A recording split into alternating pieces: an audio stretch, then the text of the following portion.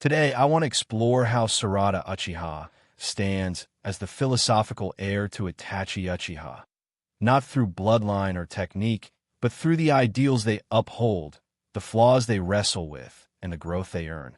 Their stories echo across generations, bound by sacrifice, duty, and the quiet war between identity and emotion.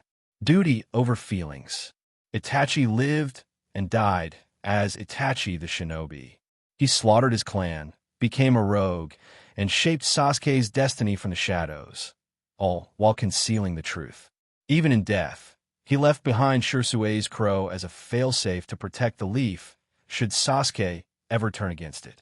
This wasn't because he doubted his love for Sasuke. It was because he refused to let that love override the greater good. His role as a shinobi always came first, even above being a brother. Only after being reincarnated did he finally speak freely. Whatever path you choose, I will always love you. In that moment, he shed the burden of duty and embraced his humanity.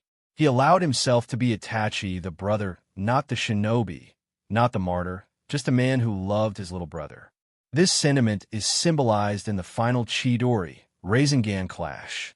Naruto's Rasengan is formed by many hands. Sasuke's Chidori? Only one hand supports him, Itachi's. Sarada's journey mirrors this struggle. She believed that to become Hokage, she had to suppress personal bias and treat everyone equally. That meant denying her feelings for Boruto, even when it hurt him. She told herself she was protecting him out of duty, not love.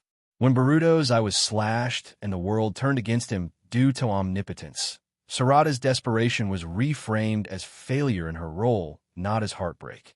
She couldn't admit she loved him because love felt like a weakness.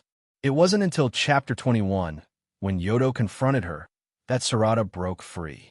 She realized that love isn't a flaw, it's a strength. She allowed herself to be Sarada, the person, not just Sarada, the future Hokage.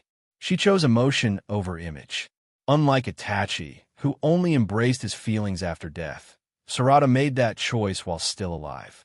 She broke free before duty consumed her, refusing to acknowledge weakness. From the beginning, Itachi carried the weight of the world alone. He wanted to be the shinobi who could shoulder every burden, endure every pain, and never falter. Admitting weakness would shatter that image, so he never did. He lived in exile, bore unimaginable guilt, all while pretending he was enough. But he wasn't, and that refusal to admit it became his greatest failure. Sarada inherited this flaw. As a future Hokage, she believed she had to protect everyone. Yet in critical moments against Kawaki, Hidari, and when the village turned on Boruto, she was powerless. She was the one being protected, not the protector.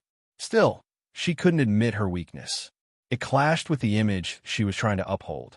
But unlike Itachi, Sarada confronted that truth. She realized that strength isn't about being invincible, it's about being honest. She stopped running from her limitations and began growing through them. Both Itachi and Sarada refused to acknowledge their weakness because it threatened the roles they aspired to. But Sarada chose to evolve. She chose to be real. Purpose over rank. Itachi once dreamed of becoming Hokage, but the title was never his true goal. What he truly wanted was peace. And for that, he didn't need the Hokage's seat. In the end, he achieved that purpose. He prevented civil war in Konoha and played a pivotal role in ending the Fourth Great Ninja War, arguably more than Sasuke himself.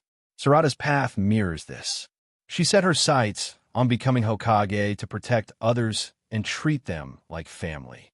But like Itachi, she doesn't need the title to fulfill that purpose. What matters is the mission, not the rank. In BorutoTwoBlueVortex, her dream of the title fades. Her rank no longer defines her. She stands beside a rogue ninja accused of killing the Hokage Boruto. She is the daughter of a rogue herself. Yet none of that shakes her resolve. She continues to protect others, proving that her ideals transcend status. The difference lies in the outcome. Itachi achieved his purpose, but never the rank. Sarada will achieve both. Philosophical heir. Sarada and Itachi share a rare understanding of what it truly means to be Hokage. For both, the position isn't about power or lineage. It's about being acknowledged by the people whose trust you've earned. They remind us that leadership isn't forged in titles, but in choices, in sacrifice, in love, in truth. That's it for today, folks. If you enjoyed this deep dive into Sarada and Itachi's mirror journeys, make sure to subscribe and drop your thoughts below. Who else do you think carries the legacy of the old generation into the new? Until next time, stay sharp, stay curious.